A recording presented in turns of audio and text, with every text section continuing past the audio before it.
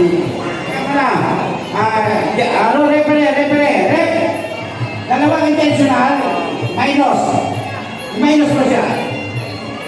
O, 2 intentional eh. Kasi itong pangatlo, disqualified.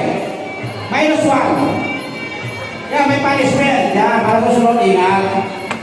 So, meron tayong rules na hindi basta na saktan yung kalaban tapos mananalo ka pa.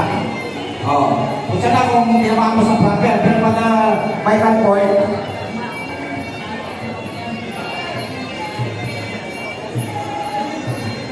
ay ganyan, 5 minutes, another 5 minutes rest, para makaligover. Nasaan nyo? Hindi pa, muntik na naman.